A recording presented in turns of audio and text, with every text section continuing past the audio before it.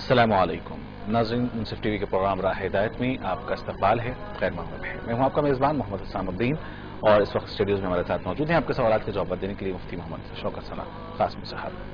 नाज़रीन, जैसा कि आप जानते हैं, प्रोग्राम राह हिदायत दीनी मजहबी शरई सवालात जवाबात और मसाइल को जानने के नाम का प्रोग्राम है, जिसमें आप हमसे बराह रास्त इस वक्त आपके टेलीविजन स्क्रीन पर जो टेलीफोन नंबर दिखाए जाएंगे उस पर कॉल कर सकते हैं और बराह रास्त सवाल कर सकते हैं। इंशाअल्लाह कुरान और हदीस की रोशनी में मुफ्ती मोहम्मद शौकत सना क़ासिमी साहब आपके सवालात के जवाब देंगे। दो एक बातें याद रखें कि जिस वक्त आप हमसे टेलीफोन पर गुफ्तगू कर रहे हों उस वक्त अपने टेलीविजन की टीवी की आवाज़ को कम कर दीजिए, धीमा कर दीजिए और साथ ही साथ अपना नाम बताएं, जहां से आप कॉल कर रहे हैं अपने मकाम का नाम बताएं और फिर फौरी अपना सवाल को आप पेश कर सकते हैं। सवालात पहले से तैयार और जामे रखिए ताकि ज़्यादा से ज़्यादा हम नाज़रीन को प्रोग्राम में शामिल कर सकें। कॉलर इस वक्त हमारे साथ हैं, उन्हें प्रोग्राम में शामिल करते हैं। अस्सलाम वालेकुम। वालेकुम सलाम। जी, प्रोग्राम में आपका खैर मक़दम है। कौन और कहाँ से? ये मुफ्ती साहब जी, ये कुरान जो पुरानी हो जाती, बहुत सीधा हो जाती, बहुत पुरानी हो गई, उसको क्या करना चाहिए? पूरे वर्षों पूरे फट जाए, उसको क्या करना चाहिए? ठीक मेरा है और एक सवाल है, जी जो बच्चों के पैदाइश के बाल होते ना, जमाले बाल, जी उसका क्या करना चाहिए? बहुत लोग बोलते उसके बाल के होते वजन चांदी देना, गरीबों में बोलते, ये जी। सही है क्या? कोई सा ठीक है, अच्छे सवालात हैं आपके। जरूर इंशाल्लाह हम आपके सवालात को शामिल करते हैं प्रोग्राम में। बहुत बहुत शुक्रिया प्रोग्राम में शामिल होने कॉल करने का। जज़ाकल्लाह। एक और कॉल इस वक्त हमारे साथ हैं। अस्सलाम वालेकुम। अस्सलाम वालेकुम। वालेकुम सलाम जी, मैं मेरठ से मोहम्मद साजिद बोल रहा हूँ। जी, मेरठ से मोहम्मद साजिद साहब, फरमाइए साजिद साहब क्या सवाल है? जी, मेरा सवाल ये है कि जब हजरत आयशा सिद्दीक़ा रज़ियल्लाहु ताला अन्हा का निकाह मुबारक अल्लाह के नबी से हुआ था, तो उस वक्त में हजरत जिब्राइल कोई तस्वीर लेकर आए थे, मैंने सुना है जी अल्लाह के नबी को दिखलाए कि ईसा आपका रिश्ता है। दूसरा सवाल मेरा ये है कि अल्लाह के नबी की जब विलादत हुई, वो वफात का और आमद का क्या एक ही दिन, पीर का दिन था जी? ठीक है, जरूर इंशाल्लाह आपके सवाल को शामिल करते हैं साजिद साहब, बहुत शुक्रिया। एक और सवाल है जी, मेरा एक और सवाल है जी जी। मेरा तीसरा सवाल ये है हजरत जी कि अल्लाह के नबी की जो अज़वाज मुताहिरात में हजरत आयशा सिद्दीक़ा रज़ियल्लाहु ताला अन्हा की एक बुड्ढे गुड़ियों से खेला करती थी, यानी घोड़े की हो चाहे वो किसी भी शक्ल की तस्वीर हो, और शरीयत में तस्वीर का हराम है जी। इस बारे में जी रोशनी डालनी मुफ्ती साहब के हिस्सा चाहूँगा। ठीक है, जरूर इंशाल्लाह प्रोग्राम देखते रहिए राह हिदायत। एक और कॉलर साथ हमारे साथ हैं। अस्सलाम वालेकुम। वालेकुम सलाम जी, प्रोग्राम में आपका इस्तकबाल है। कौन साहब कहाँ से? जी, मैं शहाबुद्दीन सिद्दीकी लखनऊ से बोल रहा हूँ। शहाबुद्दीन सिद्दीकी साहब, फरमाइए क्या हाल है, कैसे हैं? और ये अभी अव्वल में ये जुलूस जो निकलता है, जी इसमें अज़ाम और ये सब है, नारे लगाते हुए निकालना, जी ये क्या जायज है? ठीक है, कोई और सवाल आपका? बस यही एक सवाल। ठीक है, जरूर इंशाल्लाह आपके भी सवाल को शामिल करते हैं और हम देखते रहिए राह हिदायत। एक और कॉलर इस वक्त हमारे साथ हैं। अस्सलाम वालेकुम। जी, प्रोग्राम में आपका इस्तकबाल है। कौन सा, आप कहाँ से? मैं जोधपुर से बोल रहा हूँ, रजी। जी, फरमाइए मोहतरम क्या सवाल है? सवाल ये था जनाब के जैसे आज 12 या ईद बकरीद त्यौहार जो होते हैं, उसके अंदर कोई छुट्टी, मतलब जैसे ईद की छुट्टी, मतलब मैं ऐसा सोचता हूँ कि ईद के दिन काम भी करना चाहिए या बकरीद के दिन काम भी करना चाहिए, तो हदीस के हिसाब से कौन सा ऐसा दिन है जिस दिन काम नहीं करना चाहिए? ठीक है, जरूर इंशाल्लाह आपके सवाल को भी शामिल करते हैं। बहुत बहुत शुक्रिया मोहतरम प्रोग्राम में शामिल होने कॉल करने का। सबसे पहले कदीम नगर से गालिबन एक खातून ने सवाल किया था मुफ्ती साहब। पहला सवाल उनका यह था कि क्या कुरान मजीद के उन नुस्खों को क्या किया जाए, या उन कुरान मजीद का क्या किया जाए जिसके औराक बोसीदा हो गए हैं, जो समझिए कि पढ़ने के बाद उसके औराक गल गए हों, ऐसी सूरत में उसे किस तरह से, मतलब कि क्या दफन करना चाहिए या पानी में बहाना चाहिए, क्या करना चाहिए? कुरान करीम जब बोसीदा हो जाए और नाकाबिल इस्तेमाल हो जाए, उसके औराक इतने बोसीदा हो चुके हों कि अब पढ़ना मुश्किल है, तो ऐसी सूरत में उसको एक पाक और साफ कपड़े में लिपट कर किसी जगह पे, अच्छी जगह, महफूज जगह पे दफन कर देना चाहिए। ये सबसे बेहतर तरीक़ा है जिस तरह एक मुसलमान को दफन किया जाता है। इसी तरह अगर कोई बड़ा तालाब है या नदी है या कुआं है जिसमें कुरान को डाल दिया जाए तो किसी तरह की बेहरमती का अंदेशा ना हो, तो इसकी भी गुंजाइश है, इसकी भी इजाजत है। ایک اور اہم سوال انہوں نے کیا ہے کہ بچوں کی پیدائش کے وقت جو بچوں کے سر پر بال ہوتے ہیں اور جمال بال جنہیں کہا جاتا ہے ان کا کیا کیا جائے؟ عام طور پر کچھ دنوں بعد اسے نکال کر اتنے ہی وزن کی کوئی چیز جو ہے خیرات کی جاتی ہے، کیا یہ مناسب ہے؟ کیا طریقہ شریعت میں بتایا ہے؟ پیدائشی جو بچوں کے بال ہوتے ہیں اس کو حدیث میں اذا یعنی گندگی سے تعبیر کی گئی ہے، یعنی بچوں کے وہ بال نکال دینا چاہیے۔ بعض لوگ بہت دن تک وہ بال کو یعنی سر پہ پال کے رکھتے ہیں، یہ مناسب نہیں ہے۔ 7ویں دن یا 14ویں دن یا 21ویں دن جب عقیقہ ہو تو عقیقہ کے بعد بال کو نکال دینا مسنون ہے، اور نبی علیہ السلام نے ارشاد فرمایا کہ بال کے برابر چاندی صدقہ کیا جائے تو یہ زیادہ بہتر ہے۔ اگر آپ چاندی صدقہ نہ کر سکے تو اندازہ لگا لیجئے اور اس کے اندازے کے مطابق چاندی کی جو قیمت ہو سکتی ہے وہ قیمت آپ صدقہ کر دیجئے، اس بال کو دفن کر دیجئے یا بہتے ہوئے پانی میں، کنویں میں یا تالاب میں ڈال دیجئے۔ میرٹھ سے ساجد صاحب کا سوال ہے صاحب کہ حضرت عائشہ رضی اللہ تعالیٰ عنہ سے جب نبی کریم صلی اللہ علیہ وسلم کا نکاح ہوا اس سے قبل حضرت جبرائیل نے حضرت عائشہ کی تصویر بتائی ہے، حضور اکرم صلی اللہ علیہ وسلم کو ایسا انہوں نے سنا ہے، کیا یہ روایت صحیح ہے؟ اور دوسرا سوال یہ ہے کہ نبی کریم صلی اللہ علیہ وسلم کی ولادت کس دن کو ہوئی، یہ جاننا چاہتے ہیں کہ کیا ولادت اور وفات کا دونوں کا دن دوشنبہ یعنی پیر ہی رہا ہے؟ رسول اللہ صلی اللہ علیہ وسلم کہ حضرت عائشہ کے نکاح سے پہلے حضرت جبرائیل نے تصویر بتائی تھی، لیکن اس کی شکل کیا تھی، وہ تصویر کس انداز سے تھی، وہ تمام تفصیلات احادیث کی کتابوں میں نہیں ہیں۔ آج کل کے ڈیجیٹل یا اس طریقے سے آج کل کی جو تصویریں نکالی جاتی ہے، کیا اس انداز کی تصویر تھی؟ ایسی کوئی بات نہیں ہے اور اس کا تصور نہیں کیا جا سکتا ہے۔ بہر صورت ایک شبیہ بتائی گئی تھی، لیکن اس کی صورت کیا تھی، حقیقت حال رسول اللہ صلی اللہ علیہ وسلم نے بیان نہیں کیا ہے۔ اسی لیے ہم یہ روایات کے مطابق ہم یہ اس بات کو تسلیم کرتے ہیں کہ شبیہ بتائی گئی تھی حضرت عائشہ کی، لیکن اس کی صحیح صورتحال کیا تھی وہ روایتوں میں اس کی تفصیلات موجود نہیں ہیں۔ رہا دوسرا مسئلہ کہ رسول اللہ صلی اللہ علیہ وسلم کی ولادت کا، تو صحیح روایتوں سے یہ بات ثابت ہے کہ نبی علیہ السلام کی ولادت یعنی پیر کے دن ہوئی، اور آپ صلی اللہ علیہ وسلم اس دنیا سے تشریف بھی پیر کے دن ہی لے گئے۔ تاریخ میں تو اختلاف ہے کہ ولادت 8 کو ہی، 9 کو ہی یا 12 کو ہی، لیکن دن کے سلسلے میں کسی طرح کا کوئی اختلاف نہیں ہے۔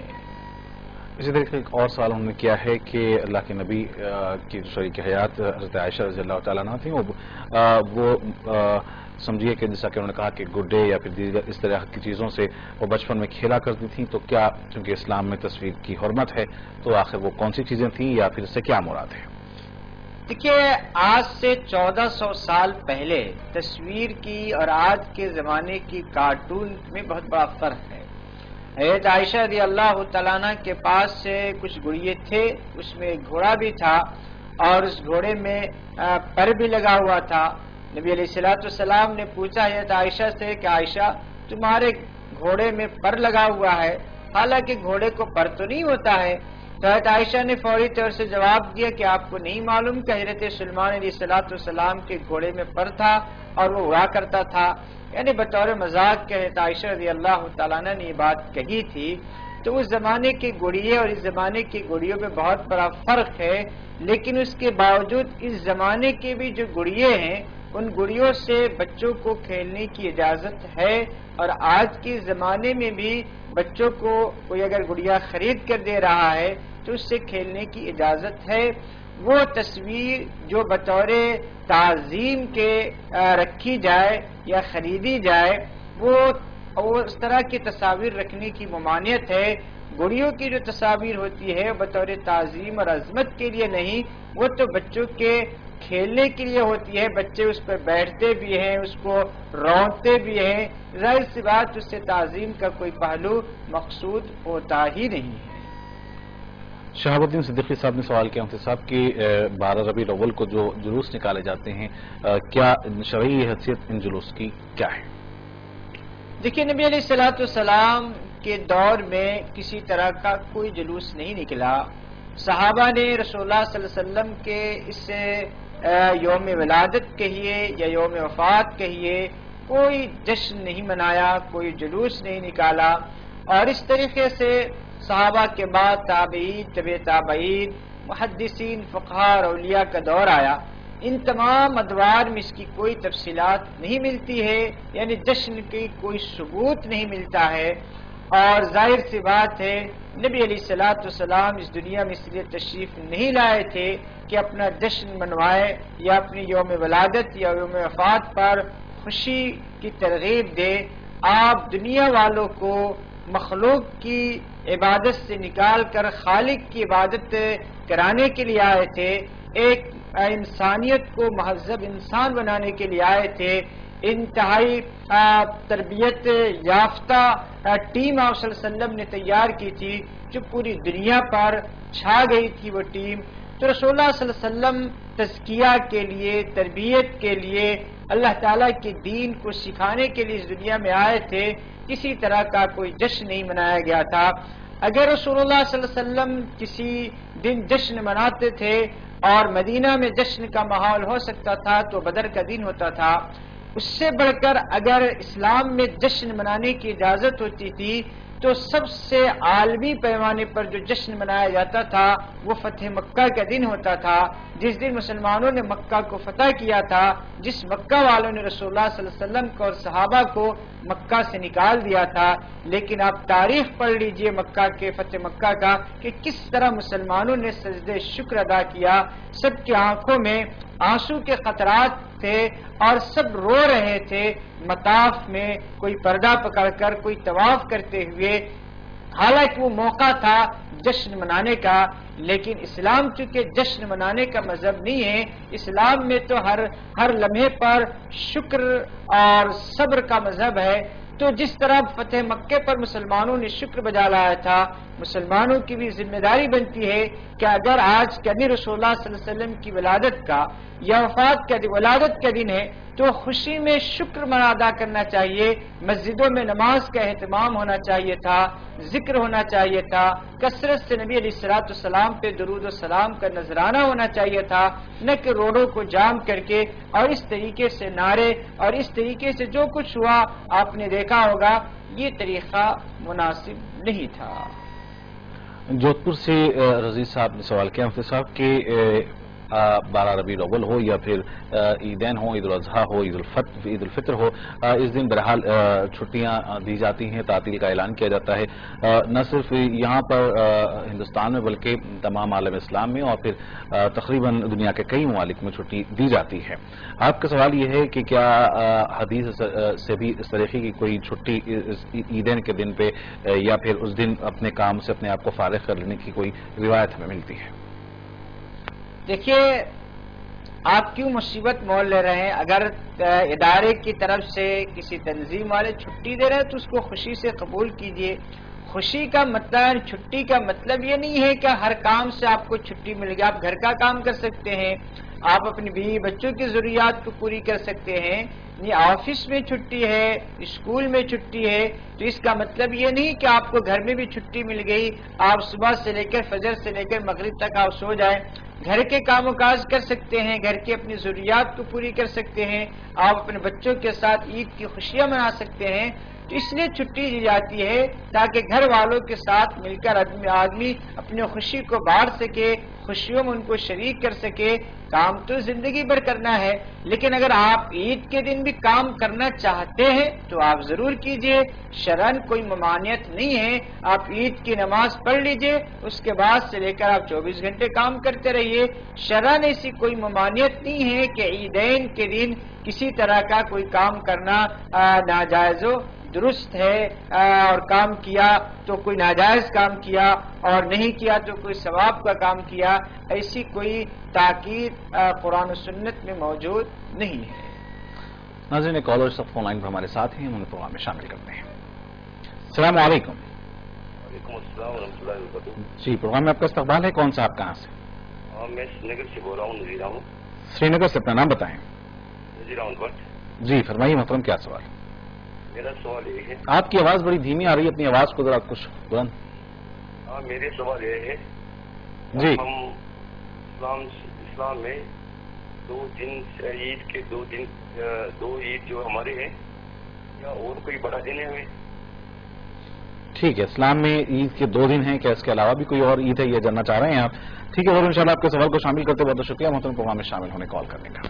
ایک اور کال شخص ہمارے ساتھ ہیں. السلام علیکم. السلام علیکم. وعلیکم السلام. جی، پروگرام میں آپ کا استقبال ہے. کون صاحب کہاں سے؟ عبداللہ فروٹلہ. جی عبداللہ صاحب فرمائیے کیا سوال ہے؟ یہ قرآن یا ٹی وی ایک روم میں رہ سکتے، جگہ کی تنگی ہے تو. ٹھیک ہے، ضرور انشاءاللہ. اور ایک جی جی جی کیا فضائل اعمال پھر ایسے نہیں پڑھنا ہوتے؟ جی ٹھیک ہے، ضرور انشاءاللہ آپ کے سوال کو شامل کریں گے. بہت بہت شکریہ عبداللہ صاحب پروگرام میں شامل ہونے اور کال کرنے کا. ناظرین، ایک اور کالر شخص ہمارے ساتھ ہیں. السلام علیکم. وعلیکم السلام. جی میرا سوال یہ ہے کہ مطلب جیسے نماز پڑھتے ہیں جی مفتی صاحب نے بولا تھا کہ جمعے کے دن پڑھنا آپ چاہتے ہیں تو جیسے ہم ہفتے میں 1-2 دن پڑھ لیتے ہیں، پھر اس کے بعد زیادہ ہو جائے گا، تو اس کے لیے کوئی گناہ تو نہیں ہوگا؟ دوسرا سوال یہ ہے کہ ایک اور مرتبہ اپنا پہلا سوال دوہرا دیں آپ. جیسے صلاۃ الفجر کی نماز جو ہے ہفتے میں 2-3 مطلب 2-3 مرتبہ پڑھ لیتے ہیں، پھر ناز ہو جاتا ہے، تو اس کے لیے کوئی گناہ تو نہیں ہے؟ صلاۃ التسبیح کی نماز. اور دوسرا سوال یہ ہے کہ ہمارے گھر میں سارے لوگ استعمال کرتے ہیں، کھانے ہو گئے تو ہم منع کرتے ہیں، تو کہتے ہیں کہ کوئی گناہ نہیں ہے، یہ کر سکتی ہیں، اس کے لیے مجھے جانکاری چاہیے. ایک اور مرتبہ دوسرا سوال بھی دوہرا دیں آپ تو مناسب ہوگا. یہ ہمارے گھر میں نا سبھی لوگ جو ہیں بڑے بڑے ہیں، مطلب 24 سال 25 سال 30 سال کے، یہ لوگ کھڑے ہو کے استنجا کرتے ہیں، ہم منع کرتے ہیں تو کہتے ہیں اس کے لیے کوئی گناہ نہیں، کر سکتے ہیں. ٹھیک ہے ٹھیک ہے، ضرور انشاءاللہ آپ کے سوال کو شامل کرتے ہیں. بہت شکریہ پروگرام میں شامل ہونے کال کرنے کا. ہلو جی ایک اور کالر شخص ہمارے ساتھ ہیں. السلام علیکم. ہلو جی آپ کی آواز آ رہی ہے. السلام علیکم، پروگرام میں آپ کا خیر مقدم. وعلیکم السلام، پروگرام میں آپ کا استقبال ہے. جی فرمائیے کیا سوال ہے؟ میرا سوال ہے کہ جیسے عید کے دنوں میں جی اپنے داماد کے سامنے آ سکتے ہیں، عدت اور کے دوسرا سوال یہ ہے جیسے بھانجے ہیں عدت کے دنوں میں پہلا سوال آپ نے کیا کیا؟ ذرا آپ کی آواز آہستہ آ رہی ہے. داماد کے سامنے آ سکتی ہے، اور ٹھیک ہے، دوسرا سوال.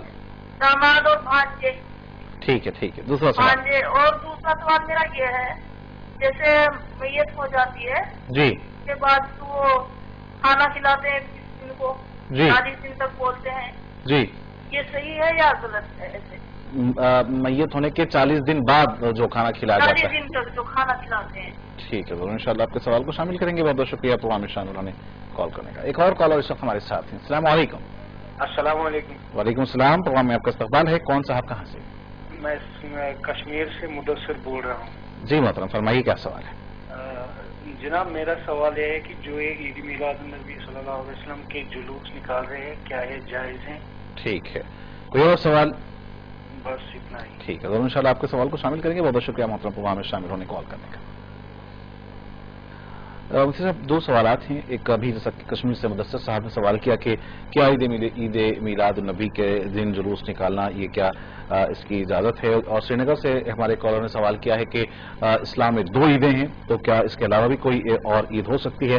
بہرحال اس طریقے کے اور سوالات ہو سکتے ہیں. آج 12 ربیع الاول تھی، نہ صرف ہندوستان میں بلکہ تقریباً ہماری ایشیائی ممالک میں، اور پھر بہرحال آج کا جو دن تھا وہ 12 ربیع الاول کے حوالے سے بہت سارے مقامات پر جلوس نکالے گئے. کل کے پروگرام میں ہم نے اس تعلق سے بات کی تھی. اب انشاءاللہ اس تعلق سے آئندہ بھی تفصیل سے گفتگو کر سکتے ہیں، اور پھر مفتی صاحب نے آج کے بھی پروگرام میں اس تعلق سے مزید کافی گفتگو کی تھی. مزید زیادہ اور اس پر ہمیں گفتگو کرنے کی میں سمجھتا ہوں کہ ضرورت نہیں ہے، لیکن پھر بھی 2 کالرس نے ہمارے سوال کیے ہیں. میں ایک مرتبہ چاہوں گا مفتی صاحب سے کہ اس موضوع پر ایک اور مرتبہ آخر مرتبہ اپنا اظہار خیال فرمائیں. نبی علیہ الصلوۃ والسلام نے ارشاد فرمایا لنا عیدان، کہ ہمارے لیے ہم مسلمانوں کے لیے 2 ہی عید ہے. رسول اللہ صلی اللہ علیہ وسلم کے اس فرمان کے بعد اب کسی تیسری عید کی کوئی گنجائش نہیں ہے. ایک تو رمضان کے بعد جو عید منائی جاتی ہے جس کو عید الفطر کہتے ہیں، حج کے تکمیل کے بعد ایک عید منائی جاتی ہے جس کو عید قربانی کہتے ہیں.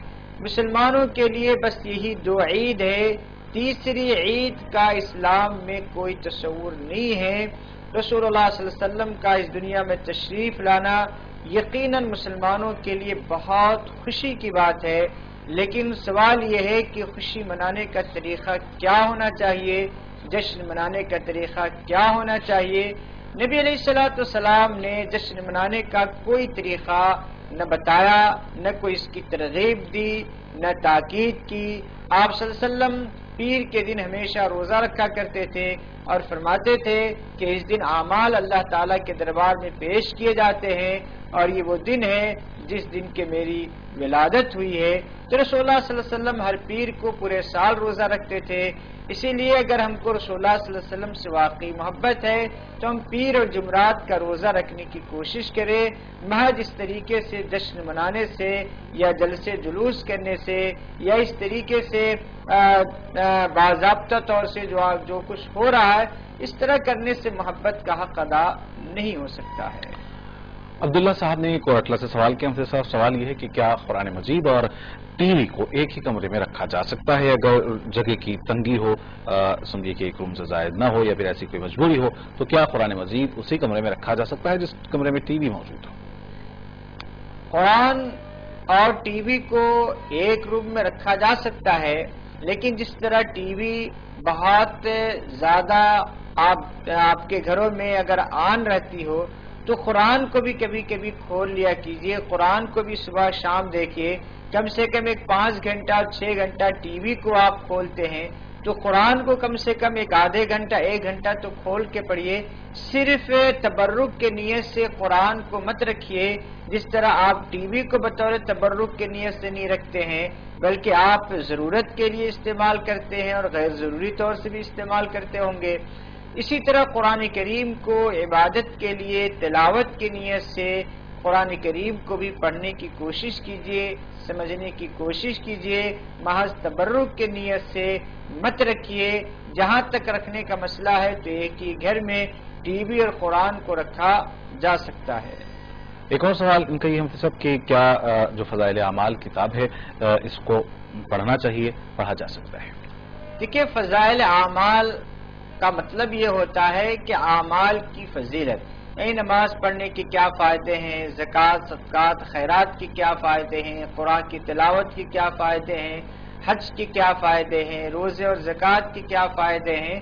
اس کتاب میں صرف ترغیب سے متعلق روایات کو انہوں نے جمع کر کون سمجھائے کیسا کرنا ہے، اس کا حل کیا ہے؟ ضرور انشاءاللہ، جیسا کہ ہم نے اس سے پہلے کہا ہے کہ اس پر گفتگو ہو چکی ہے، لیکن انشاءاللہ آپ نے چونکہ سوال کیا ہے، پروگرام کے آخر میں ہم دوبارہ آپ کے سوال کو شامل کرتے ہیں۔ پروگرام دیکھتے رہیے راہ ہدایت۔ ایک اور کالر صاحب ہمارے ساتھ ہیں۔ السلام علیکم۔ السلام علیکم۔ السلام علیکم۔ پروگرام میں آپ کا خیر مقدم ہے، کون صاحب کہاں سے؟ عبداللطیف صاحب، پروگرام میں استقبال ہے، فرمائیے عبداللطیف صاحب کیا سوال ہے؟ مبارکباد دے رہا ہوں آپ کو ریٹنگ کو دیکھ کے۔ جی جزاک اللہ عبداللطیف صاحب۔ جی جزاک اللہ، جی جزاک اللہ، جی جی جزاک اللہ، جی جزاک اللہ۔ کوئی سوال ہو عبداللطیف صاحب آپ کا؟ جزاک اللہ، جزاک اللہ، بہت شکریہ عبداللطیف صاحب پروگرام میں شامل ہونے ہمت افزائی کا۔ ایک اور کالر صاحب ہمارے ساتھ ہیں۔ السلام علیکم۔ وعلیکم السلام۔ یہ پروگرام میں خیر مقدم ہے، اپنا نام بتائیں، کون صاحب کہاں سے؟ میں کرناٹک سے منور پاکیا بات کر رہے ہیں۔ منور صاحب کرناٹک سے، فرمائیے منور صاحب کیا سوال ہے؟ یہ عید کی ہے، کتنے نماز عیدگاہ میں پڑھ سکتے ہیں؟ عید کی کتنے نمازیں عیدگاہ میں پڑھی جا سکتی ہیں؟ اور دوسرا ایک سوال، ایک اور پہلا سوال کو آپ تھوڑا سا اس کو وہ کر دیں، اس کی تشریح کریں کہ عید کی عیدگاہ میں نماز پڑھنے سے مطلب کیا سوال ہے کہ کتنی نمازیں کتنی ہیں یا پھر عید دو ہیں؟ جی دو عید ہے نا، جی دو عید کی نماز پڑھتے ہیں، یہ اس کے بھی عید کی نماز پڑھ سکتے ہیں۔ ٹھیک ہے، ضرور انشاءاللہ آپ کے سوال کو شامل کریں۔ جی جی یہ جشن میلاد النبی صلی اللہ علیہ وسلم مناتے نا، جی، اور مسجد میں کچھ پکا کے کھانا سالنا پکا کے ایک ہفتے نا پھر فاتحہ دلا سکتے ہیں کیا نہیں دلا سکتے؟ ٹھیک ہے، ضرور انشاءاللہ آپ کے سوال کو شامل کریں گے، پروگرام دیکھتے رہیے راہ ہدایت۔ ایک اور کالر صاحب ہمارے ساتھ ہیں۔ السلام علیکم۔ جی، کون صاحب کہاں سے؟ میں دلی سے نعیم رضی بول رہا ہوں۔ نعیم صاحب، فرمائیے کیا سوال ہے؟ میں یہ پوچھنا چاہ رہا ہوں، یہ جو زکوٰۃ دیتے ہیں تو وہ کون دے سکتا ہے، کتنے پیسے کس کے پاس ہو جو دے سکتا ہے؟ ٹھیک ہے. زکوٰۃ کی اگر ہم الفاظ میں بات کریں تو نصاب، کتنا نصاب اگر ہو تو زکوٰۃ دینا پڑتی ہے. ضرور انشاءاللہ آپ کے سوال کو شامل کرتے ہیں. بہت بہت شکریہ پروگرام میں شامل ہونے کال کرنے کا. ایک اور کالر اس وقت ہمارے ساتھ ہیں. اس سے پہلے وقت میں جانے سے پہلے ایک ہمارے خاتون نے ایک سوال کیا تھا کالر نے. ان کا سوال تھا کہ کیا عدت کے دنوں میں خواتین اپنے داماد یا بھانجے کے ساتھ باہر نکل سکتی ہیں یا ان کے ہاں جا سکتی ہیں؟ دیکھیے، عدت کے درمیان خواتین کا غیر ضروری طور سے گھر سے باہر نکلنا مناسب نہیں ہے، لیکن گھر میں اگر داماد آئے یا اس کا بھانجا آ جائے تو اس کے سامنے ہونے میں کوئی حرج نہیں ہے. محرم رشتہ داروں کے سامنے آنے میں کوئی حرج نہیں. ایسا نہیں ہے کہ عورت اگر عدت میں آ گئی تو کسی مرد کو دیکھ ہی نہیں سکتی ہے، ایسا کوئی مسئلہ نہیں ہے. تو عدت کے درمیان داماد اور بھانجے کو دیکھنا اور بوقت ضرورت ان سے گفتگو کرنے کی بھی اجازت ہے.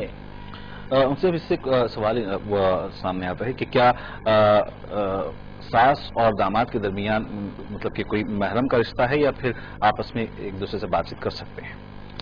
ساس اور داماد کا جو رشتہ ہے یہ محرم کا رشتہ ہے. یعنی ایک مرتبہ جب کسی لڑکی سے کوئی آدمی نکاح کر لیتا ہے تو پھر اس کی جو ساس ہوتی ہے وہ ہمیشہ ہمیش کے لیے حرام ہو جاتی ہے، پھر اس سے کبھی وہ نکاح نہیں کر سکتا ہے. اسی لیے داماد سے گفتگو کی جا سکتی ہے، بات چیت کی جا سکتی ہے، لیکن اگر دونوں کے عمروں میں بہت زیادہ فرق نہ ہو تو خلوت اور تنہائی سے بہر صورت فتنے کے اندیشے کی بنیاد پر بچنا چاہیے. نسیم صاحب نے سوال کیا مفتی صاحب کہ حضرت آدم علیہ السلام کا نکاح کس طریقے سے ہوا اور کس نے نکاح پڑھایا. بہرحال بہت سارے ناظرین پتہ نہیں کیا وجہ جاننا چاہتے ہیں کہ حضرت آدم علیہ السلام کا نکاح کب ہوا، کیسے ہوا، کس نے پڑھایا. دیکھیے، اس کا ایک تو بہت سادہ جواب یہ ہے کہ اس نکاح میں موجود ہی نہیں تھے ہم، تو کیسے اس کا جواب دے سکیں گے کون نکاح پڑھایا. اور دوسری بات یہ ہے کہ کیوں حضرت آدم علیہ السلام کے نکاح کی فکر لگی. حضرت ابراہیم علیہ السلام کا نکاح کیسے ہوا یہ کوئی سوال نہیں کرتا. حضرت نوح علیہ السلام کا نکاح کیسے ہوا، حضرت موسیٰ علیہ السلام کا نکاح کیسے ہوا، آخر حضرت آدم علیہ السلام کی نکاح کی اتنی فکر کیوں لگی ہوئی ہے. اور دیکھیے، جب تک کہ کوئی بات صحیح روایتوں میں صحیح سند سے ثابت نہ ہو، اٹکل سے اندازے سے کوئی بات کہنا یہ دین اور شریعت کے خلاف بات ہے. نبی علیہ السلام نے فرمایا کہ دیکھو، میری طرف کوئی چیز منسوب اسی وقت کرنا جبکہ تجھے صحیح طور سے علم ہے. اگر جھوٹی بات میری طرف منسوب کر رہے ہو تو یاد رکھنا کہ تم اپنا ٹھکانہ جہنم بنا لینا.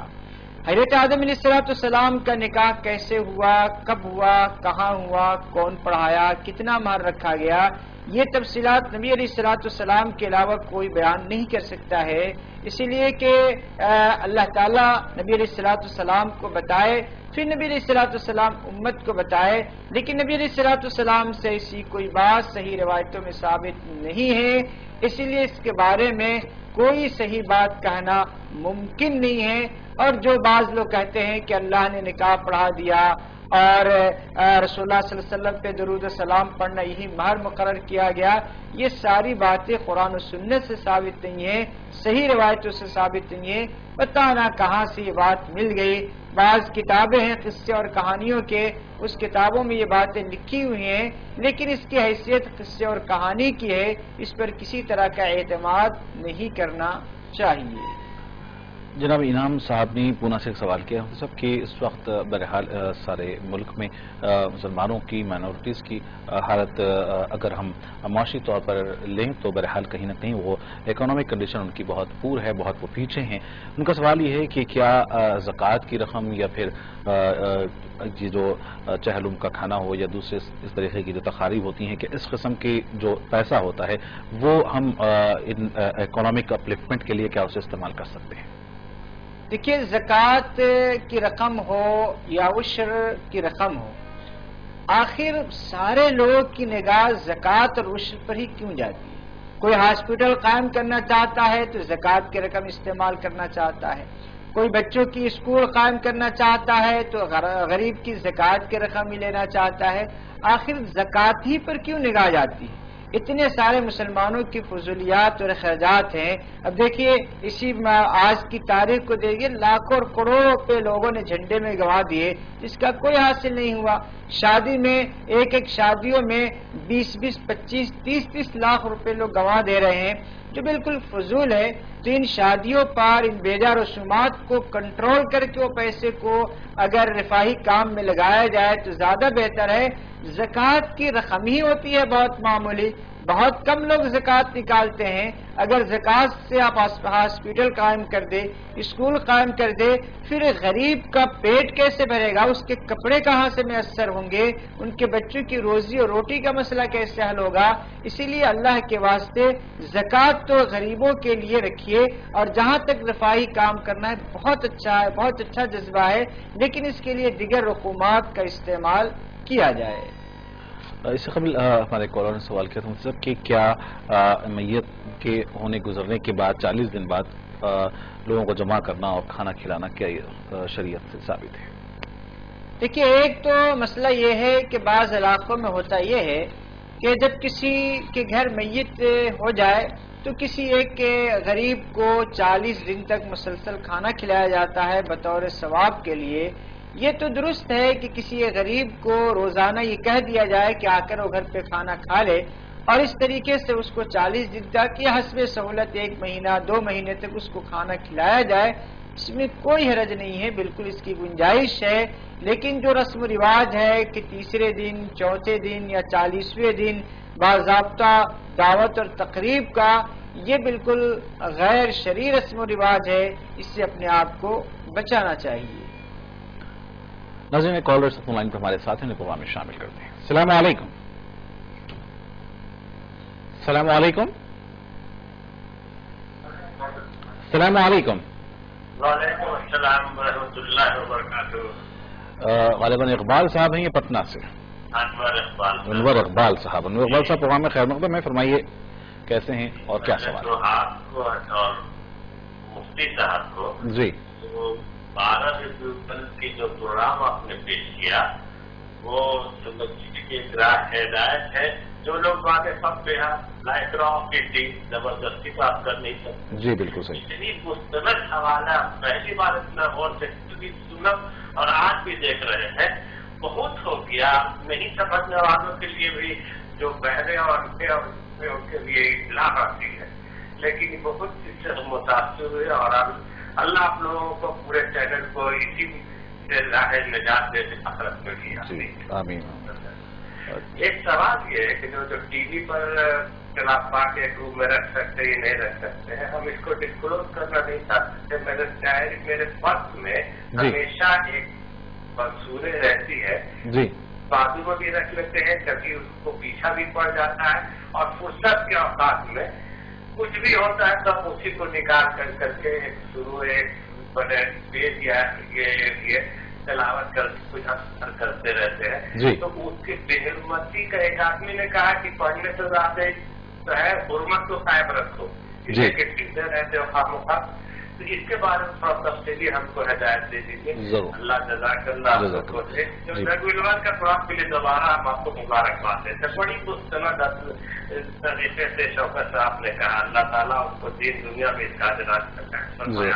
جزاک اللہ. بہت شکریہ انور اقبال صاحب پروگرام میں شامل ہونے کال کرنے کا. ایک اور کالر اس وقت ہمارے ساتھ ہیں. السلام علیکم. وعلیکم السلام. پروگرام میں آپ کا خیر مقدم ہے. کون صاحب کہاں؟ جی میں شہاب الدین اناؤ سے بول رہا ہوں. جی شہاب الدین صاحب فرمائیے کیا سوال ہے؟ جی سوال یہ ہے کہ جیسے ہم لوگوں کا پیسہ بینک میں رہتا ہے جی اور اس کا انٹرسٹ ملتا ہے جی، سب کرتے ہیں غریبوں میں اس طرح سے اس کو نکالتے ہیں. جی جیسے ابھی ہمیں مہینہ بھر کے بعد انٹرسٹ مل رہا ہے بینک سے جی اور 1 مہینے کے بعد ملے گا. لیکن کوئی حاجت مند ایسا غریب ہے تو ابھی اس کو پیسے کی ضرورت ہے، تو کیا ہم اپنے پاس سے پیسہ دے سکتے ہیں اس کو، بعد میں جو بینک سے ملے اس کو اپنے استعمال میں لے سکتے ہیں؟ ٹھیک ہے، ضرور انشاءاللہ آپ کے سوال کو بھی شامل کریں گے. بہت بہت شکریہ.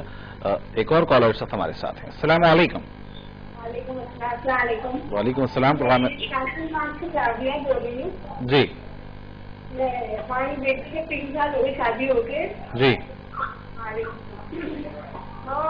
سوالات نہیں ہے وظیفہ بتائیے.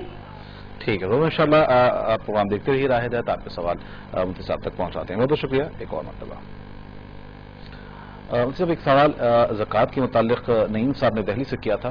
سوال یہ تھا کہ زکوٰۃ کے لیے ہمارے پاس کتنا نصاب ہونا چاہیے تب زکوٰۃ واجب ہوتی ہے، فرض ہوتی ہے؟ دیکھیے، زکوٰۃ کے واجب ہونے کے لیے ضروری ہے، میں سونا اور چاندی کا نصاب آپ کو نہیں بتاتا ہوں، بس ایک معمولی طور سے یہ سمجھ لیجئے کہ کسی آدمی کے پاس سال 70,000 روپے ہو اور اس پر 1 سال گزر جائے اور اس کی وہ ضروریات سے زیادہ بینک میں یا گھر میں رکھا ہوا ہو تو اس پر زکوٰۃ واجب ہوگی، اور 2.5% کے لحاظ سے، یعنی 100 روپے میں 2.5 روپے کے لحاظ سے زکوٰۃ نکالی جائے گی. انور اقبال صاحب نے کال کیا تھا پٹنہ سے، اور ماشاءاللہ پہلے تو انہوں نے پروگرام کی، اور خصوصاً کل کے پروگرام کی جو ربیع الاول اور خصوصاً آج میلاد النبی کے متعلق سوالات و جوابات رہے، اس پر بہرحال انہوں نے تعریف کی ہے اور آپ کے لیے دعا کی، اللہ تعالیٰ دعا کو قبول فرمائے. ان کا سوال یہ مفتی صاحب کہ جیسا کہ بھی ٹی وی اور کلام مجید کو ایک جگہ رکھنے کی بات آئی تھی، اسی حوالے سے ان کا سوال یہ ہے کہ وہ اپنے بیگ میں پنج پارہ یا قرآن مجید کے سمجھیے کہ پارے اور صورتیں رکھتے ہیں تاکہ حسب ضرورت اسے پڑھا جا سکے، لیکن کیا اس سے بے ادبی کا، بے حرمتی کا خدشہ ہے؟ اور اگر بے ادبی اور بے حرمتی کے خدشے سے اگر ہو تو کیا وہ پڑھنے سے زیادہ بے ادبی سے اس سے محفوظ رکھنا وہ چیز اہم ہے؟ دیکھیے، پنج سورہ ہو یا قرآن ہو، اس کا احترام اور اس کے تقدس کو بہر صورت باقی رکھنا ہے، لیکن قرآن کو یا پنج سورہ وغیرہ کو صرف عظمت اور تبرک کے نیت سے ہی رکھنا نہیں ہے، بلکہ اصل مقصد اس سے اس کی تلاوت ہے، اس کو پڑھنا ہے، اس کو سمجھنا ہے، اس پر عمل کرنا ہے. اگر آپ بیگ میں قرآن کریم یا اسی طرح پنج سورہ وغیرہ رکھ لے رہے ہیں اور وہ بیگ کبھی آپ کے سامنے لٹک رہا ہو یا بازو میں لٹک رہا ہو یا کبھی بیگ پیچھے چلے جا رہا ہو تو اس سے اس قرآن یا پنج سورہ کی تقدس اور اس کی عظمت پہ کوئی فرق نہیں پڑے گا. اور چونکہ اس کو آپ بیگ میں رکھے ہوئے ہیں تو بیگ میں ہونے کی وجہ سے یعنی گویا کہ اس کے ساتھ عظمت کا اور تقدس کا معاملہ برقرار رہے گا. آپ بالکل رکھ سکتے ہیں، بہت اچھا عمل ہے آپ کا، اور حسب ضرورت ہے، بوقت ضرورت جب آپ کو فرصت ملے تو آپ اس کو پڑھتے بھی ہیں اور پڑھتے رہنا چاہیے بھی. صرف قرآن کو یا قرآنی آیات کو تبرک کے لیے یا اسی طریقے سے جھاڑ پھونک کے لیے استعمال نہ کیا جائے، بلکہ ثواب اور تلاوت کی نیت سے جب اللہ تعالیٰ موقع دے اس کو پڑھنا چاہیے. ایک خاتون رابعہ صاحبہ نے سوال کیا مفتی صاحب کہ شادی ہو کر 3 سال کا عرصہ ہوا ہے اور کوئی اولاد نہیں ہے، تو اس کے لیے کیا کوئی وظیفہ، دعائیں ہو سکتی ہیں جن سے فائدہ ہو؟ دیکھیے، رب لا تذرنی فردا وانت خیر الوارثین، سورہ انبیاء میں یہ آیت ہے، رب لا تذرنی فردا وانت خیر الوارثین. ہر نماز کے بعد 7 مرتبہ اس کو پڑھا جائے، اللہ تبارک و تعالیٰ سے دعا کرے، یعنی آپ کی بیٹی بھی دعا کرے اور داماد سے بھی کہیے کہ وہ بھی نماز پڑھنے کے بعد اس کو 7 مرتبہ پڑھے اور پھر اللہ تبارک و تعالیٰ سے دعا کرے. حضرت زکریا علیہ السلام کو کافی زمانے تک اولاد نہیں ہوئی تھی، یہاں تک کہ بڑھاپے کی عمر میں پہنچ گئے تھے. یہی وہ دعا تھی جس کے ذریعے سے اللہ تعالیٰ سے انہوں نے درخواست کی تھی. اللہ تعالیٰ نے ان کو حضرت یحییٰ علیہ السلام جیسا ہونہار لڑکا عنایت فرمایا تھا، لہذا اللہ سے امید رکھیے، دعا کیجیے. شہاب الدین صاحب نے یہ سوال کیا مفتی صاحب کہ بینک میں اگر ہمارا پیسہ رکھا ہوا اور اس کا انٹرسٹ آنا بھی باقی ہو، ایسے میں کوئی شخص کو اگر کچھ سمجھیے کہ پیسوں کی ضرورت ہے اور ہم اس کی مدد کرنا چاہتے ہیں، اسے امداد دینا چاہتے ہیں، تو کیا ہم اسے اپنے پاس کے دوسرے پیسوں میں سے مدد کر دیں اور پھر جو انٹرسٹ کا پیسہ آ رہا ہے وہ پھر ہم استعمال میں لے لیں؟ دیکھیے، ہمیشہ مسلمانوں کی یا ضرورت مندوں کی مدد انٹرسٹ کی رقم سے مت کیجیے، کبھی اپنے پیسے سے بھی مدد کیجیے، اس لیے کہ رسول اللہ صلی اللہ علیہ وسلم نے فرمایا کہ زکوٰۃ کے علاوہ بھی مال میں حق ہے اور اس سے بڑی برکت ہوتی ہے، بڑے فائدے ہوا کرتے ہیں. اس لیے کبھی کبھی ایسے موقع پر اپنی خاص رقم سے بھی مدد کرنی چاہیے. ایسے آپ انٹرسٹ کی رقم سے مدد کرنا چاہے تو بھی کر سکتے ہیں، اور یہ ضروری نہیں ہے کہ انٹرسٹ کی جو رقم آئے وہی رقم آپ بینک سے نکال کر دیں. آپ اپنے پاس سے بھی رقم دے سکتے ہیں اور اس رقم کو آپ اس میں منہا کر لیں. شرط ایمان مصطفیٰ سے والہانہ پیار ہے، پیار لیکن پیروی ہے، پیروی دشوار ہے، پیروی سے عاشقی آساں ہے، بس اس لیے جس کو دیکھو ان کا دیوانہ سرے بازار ہے۔ آج سارے ہندوستان میں میلاد النبی منایا گیا، اور جس طریقے سے منایا گیا بہرحال اس کی رپورٹیں آپ کو ملی ہوں گی۔ کل کے پروگرام میں بھی بہرحال ہم نے اس پر گفتگو کی تھی۔ آج پھر ہمارے بہت سارے ناظرین نے جلوس میلاد سے متعلق معلومات حاصل کرنا چاہا ہے، اور ساتھ ہی ساتھ کیا عیدگاہ میں عیدین کی نماز کے علاوہ کوئی اور نماز بھی پڑھی جا سکتی ہے، یہ بھی سوال ہے۔ آخر میں چاہوں گا کہ اس پر آپ گفتگو فرمائیں۔ اس سے پہلے تفصیل آ چکی ہے کہ یہ 12 تاریخ یہ عید کا دن نہیں ہے، یہ رسول اللہ صلی اللہ علیہ وسلم کی خواہ یوم ولادت ہو، یوم وفات ہو، یہ عید کا دن نہیں ہے، اور نہ اس کو عید کی طرح منانا چاہیے، اور نہ عیدگاہ میں کسی طرح کی نماز پڑھنا مسنون ہے، اور نہ اس طریقے سے نماز پڑھنے کی گنجائش ہے، بلکہ یہ دن کو ہم رسول اللہ صلی اللہ علیہ وسلم کے یہ عہد کرے آج کے دن کہ ہم اپنی زندگی کو سنت و شریعت کے سانچے میں ڈھالنے کی کوشش کریں گے، اور اپنے آپ کو قرآن و سنت کے احکام کے مطابق زندگی گزاریں گے، نبی علیہ السلام کی تمام سنتوں پر عمل کریں گے، اور اپنے گھر والوں کا عمل کرانے کی کوشش کریں گے۔ اگر ہم نے یہ کام کیا تو یقیناً ہم صحیح طور سے جشن منانے والوں میں شامل ہوں گے۔ اگر ہم نے سنتوں پہ عمل کرنے کا، سیرتوں پہ عمل کرنے کا، شریعت پہ عمل کرنے کا کوئی عہد و پیمان نہیں کیا، اور نہ ہمارے اندر دل کے اندر کوئی ایسا جذبہ ہے، تو پھر یہ اس طریقے سے جشن منانے سے کوئی حاصل نہیں ہو سکتا ہے۔ ہماری دعا ہے کہ اللہ تعالی ہم کو اور پورے امت مسلمہ کو نبی علیہ السلام کی سنتوں پر اور آپ کی الہی شریعتوں پر کما حق عمل کرنے کی توفیق عطا فرمائے، اور ہم سب کو سنت اور سیرت کے سانچے میں ڈھال دے۔